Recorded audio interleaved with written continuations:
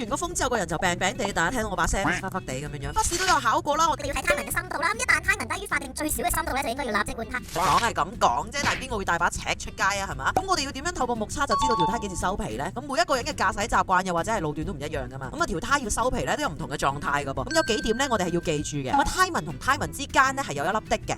咁啊如果見到佢磨到就嚟去到呢粒滴咧，咁就差唔多要收皮噶啦。咁啊另外亦都要去睇呢條胎有冇起級啦。咁咩叫做起級呢？咁可以觀察一下條胎嘅邊緣啦。如果見到佢同2蚊銀一樣嘅有荷花邊嘅跡象呢，呢啲就叫做起級啦。又或者我哋可以睇下胎紋之間有冇裂痕啊，冇錯就好似呢條胎咁啦。嗱呢個就至撚危險噶啦，距離原地爆胎呢，就只有1線之差。見到條胎咁樣呢，即刻去換唔使諗噶啦。剩低嘅呢，就係更加簡單啦，條頭胎尖晒啊，又或者係尾胎方晒呢，就可以 book 定車房噶啦。咁車房師傅呢，就同我講過噶啦，咁通常呢係2次頭胎就1次尾噶。咁話晒我都係婆仔界嘅 KOL 啦，喺呢度就要傳授啲慳家嘅 secret 俾大家啦。咁換胎嘅時候，如果想換鈴啊，又或者加 PK 膠啊，加 T 字嘴呢，基本上都唔會點樣加收費用嘅，因為佢哋都係同一個工序啦。咁但係呢3個項目分開去做呢，就要俾3次嘅手工費噶啦。我當1次200咁啦，都要600啦，係咪先？600我拎去篤魚蛋都舐舐你啦。好，follow我，你可以知道更加多電單車有用同冇用嘅資訊啊！拜拜。